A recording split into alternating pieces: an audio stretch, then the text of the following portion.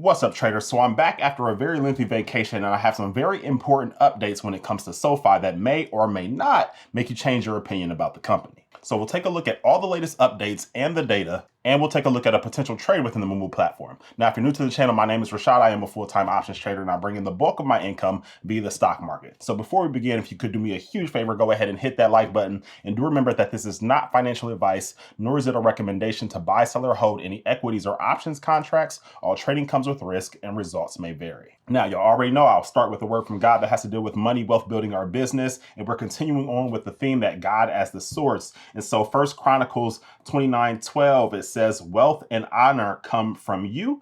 You are the ruler of all things. And the easy to read version states, God is the true source of wealth and strength. All right. So anytime you're trying to build something of meaning, whether that be strength or wealth, you should always start with the source. All right. You want to have a good foundation. Whenever they're building a home, they never start with the windows or the roof or the siding. They always start with the foundation, and you should as well. And speaking of people who are setting a good foundation, I have to shout out members of the Trade Freedom community who are absolutely doing amazing. And so first off, we have Brett here who printed $1,348 for the day. So congratulations to you, sir. JC says the last few days have been solid, and we can see that he is using the market as his personal money printer. I love that. Congrats to you. And then we have Carlos here who says Rashad's principles are so powerful and can be applied across several indexes. I held most of the day, and we can see that he made about $12,000 in a single day. And this came from our 0DTE day trading. So Carlos, congratulations to you, of course. And if you guys know anybody who is looking to trade to freedom, tell them about the community. The link is below in the description. There's still time to trade to freedom in 2026. So come join us.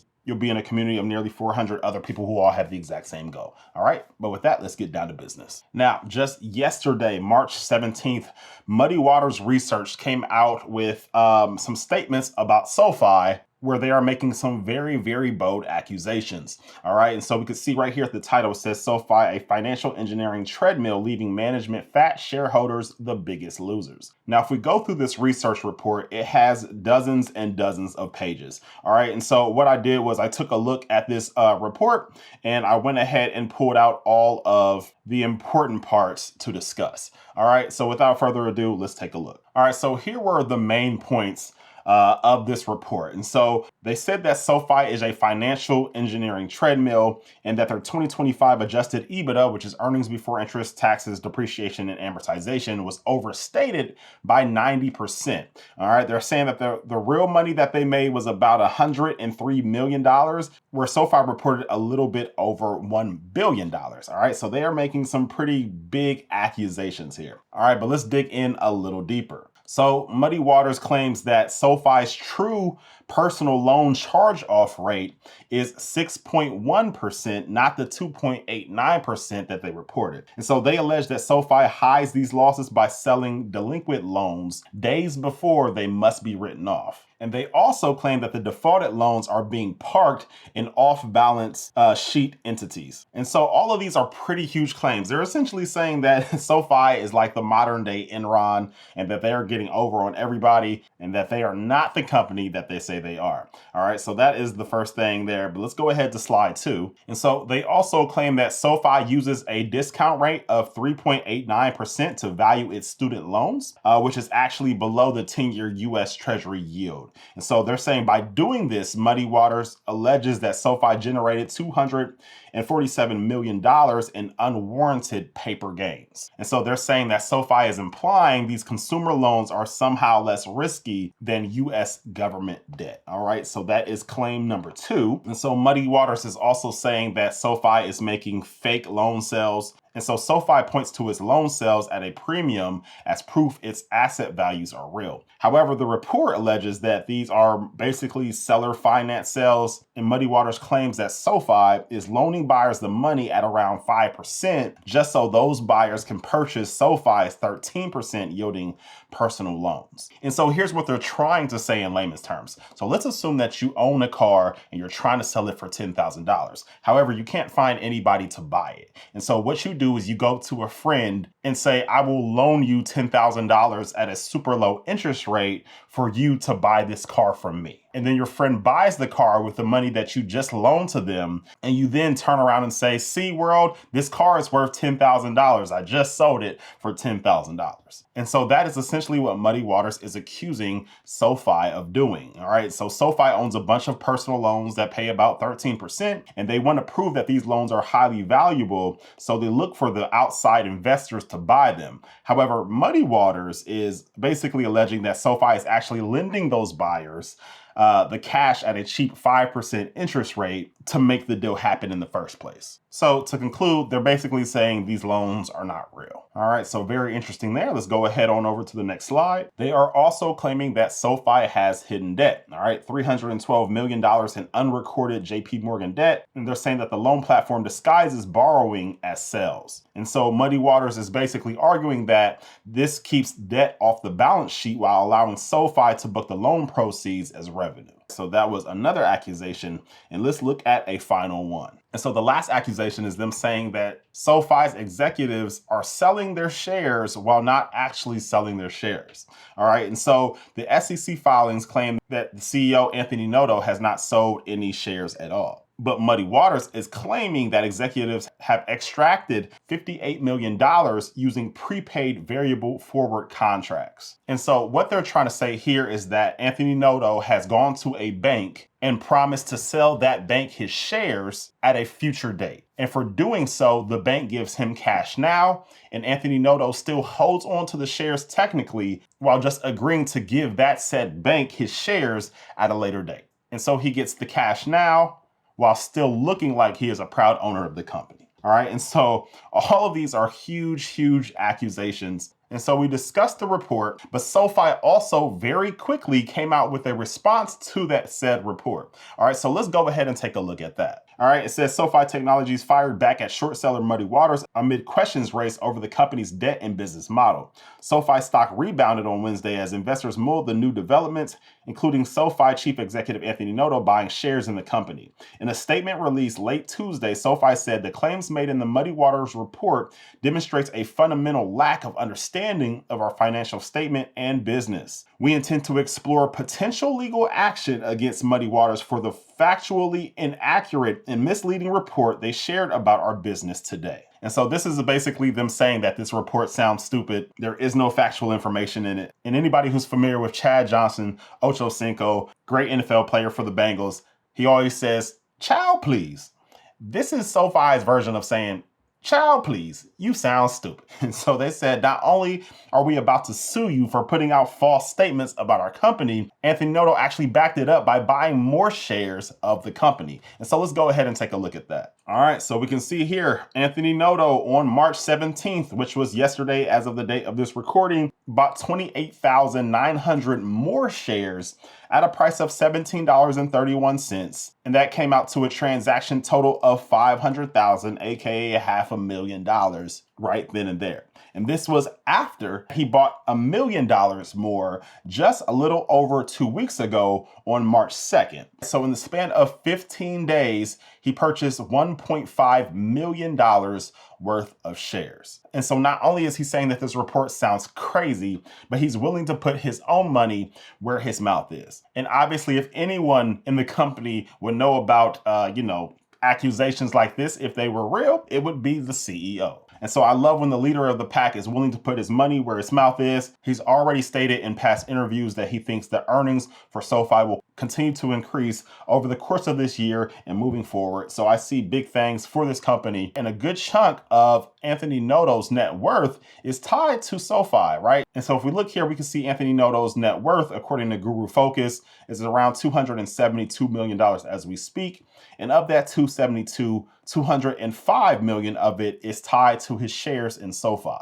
And he clearly just continues to add more and more and more to this total as time moves on. And so I like what I see there. And if I pull up the 15-minute chart of the last 2 days, we can see exactly where this report was dropped. All right, we can see it was reported right here, and then the stock sold off for about 45 minutes. And then SoFi and Anthony Noto came in and said, whoa, this is crazy, child, please.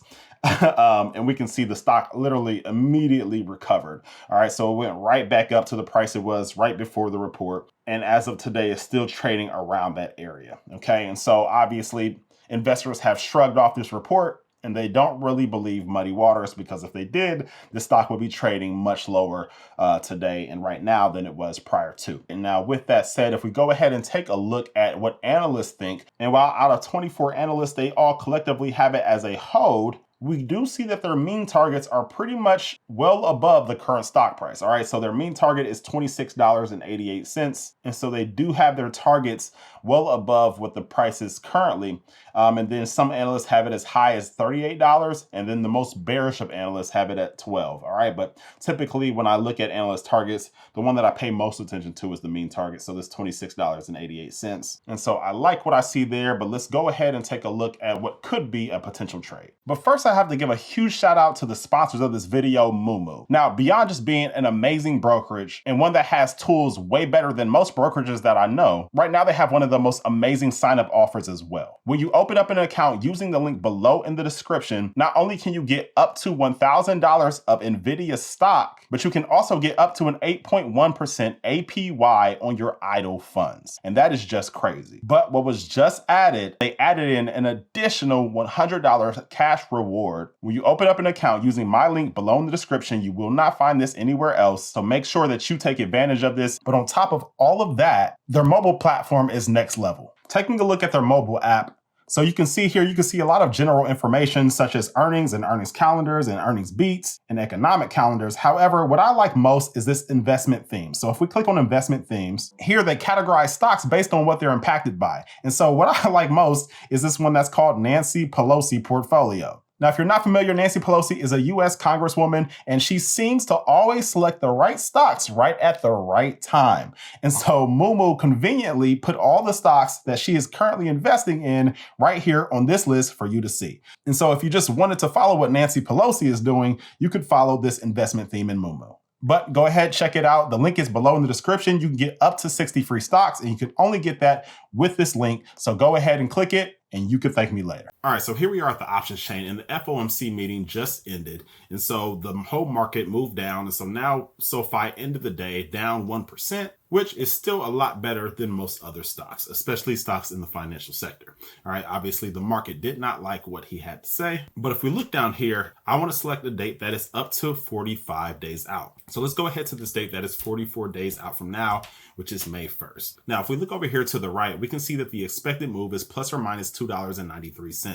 And so that is the options market saying, hey, worst case scenario, with all of the data that we currently have, we see this stock moving up or down $2.93 from here. And so what I like to do is I'll take that amount and then I'll subtract it from the current price, which is at $17.18. And that puts us in the $14 to $15 range, give or take. And so what I'd probably be doing is coming down here to those $14 to $15 strikes. And from here, it really just depends on how much you want the contracts, right? If you want to be a bit more conservative, then you can go ahead and go to the $14 strike. If you want to be a little bit more aggressive, then maybe you come to the $15 strike. Now, me personally, I absolutely would love to own shares of SoFi at the $15 mark. And I do know that that $15 mark will be likely a psychological support level for SoFi, all right? Especially for stocks at this low of a price, those $5 increments can be somewhat like a level of support or a level of resistance due to human psychology. And so if it were to come down and threaten the $15 area, then it would likely need a lot of sellers to step in to take it under $15. And the same works in reverse. If it were to go up towards the $20 level, that will likely be a level of short-term resistance and will need a ton of buyers to step in to get it beyond that point.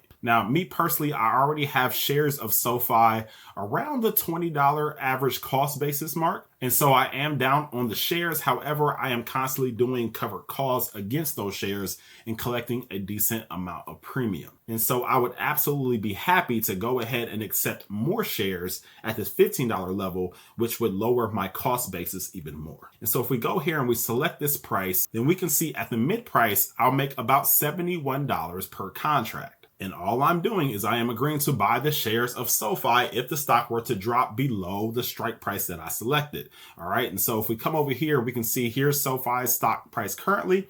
And as long as it stays at this level or goes up or even goes down some, we just keep the $71 per contract that we made. and we go about our day. However, if the stock price were to drop below the $15 mark that we see here, then we make less and less and less, and then our break even is $14.29.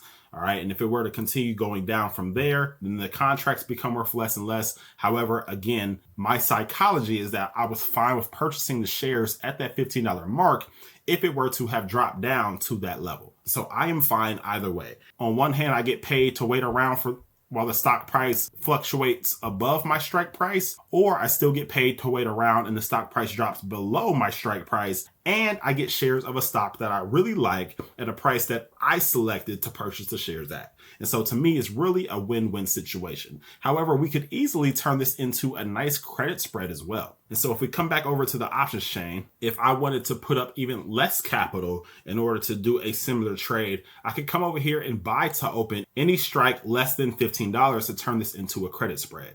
And so let's say I go ahead with this $12 strike. All right, so I'll go ahead and I'll buy to open the $12 strike. And now we can see that my max profit goes down slightly to 49 bucks. However, it greatly reduces the amount of money that I need in order to put on the trade to begin with. So as we can see right here, all I need is $251 in order to put on a very similar trade. So I went from needing about $1,500 to now needing only $251. And that is the power of credit spreads, because you can do a very similar trade with a whole lot less money. All right, guys, but let me know what you think about SoFi down in the comments below. Let me know if you are trading it currently, what you think about the report. And do remember to get your free shares of NVDA using the link below in the description for Moomoo. And if you would like to join Trade for Freedom, I would absolutely love to have you. All right, but that is it for this video. I will see you guys on the next one.